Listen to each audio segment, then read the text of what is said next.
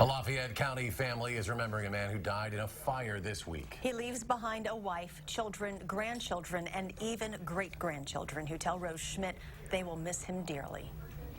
The sheriff's office says that this house is a total loss, but the real loss are all the pictures and memories that went with the house that many people called home over the years. I grew up in the house. As Argyle is coated in another layer of white, We moved down here in that house when I was in 6th grade. Michael Butson and his family reflect on years of parties and gatherings spent at his mother's house. I couldn't sleep very good last night, and I had the fire had started back up a couple times during the night. He and his wife now live next door. On Wednesday morning, she looked outside and saw smoke and flames. House was on fire, and they couldn't find Leroy. Fire crews got to the scene just before noon, but they could not get to Michael's stepfather, Melvin Leroy Narveson, in time. This is Leroy.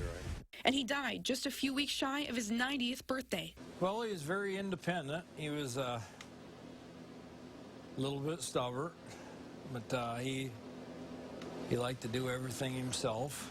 Sheriff Argyle from Lafayette County says there was nothing suspicious about the fire, but there were some challenges for first responders. The problem with it was it's a very rural area.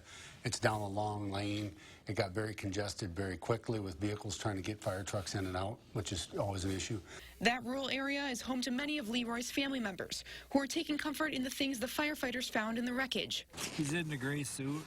Michael says Leroy lived life the way he wanted to and loved Sandra, his sweetheart of more than 40 years. They kind of took care of each other, but he did a lot of stuff for her. And living next door has meant a lot to Michael. Been nice to take care of him and that. Been able to be right here. But he knows there are some losses you can't overcome. Where's your train? Your train's gone. Investigators are still trying to determine the cause of the fire. In Argyle, I'm Rose Schmidt for WISC News 3. Leroy's wife, Sandra, was in Darlington on Tuesday night being treated for congestive heart failure, so she was not home at the time of the fire. Her family had to break the news to her.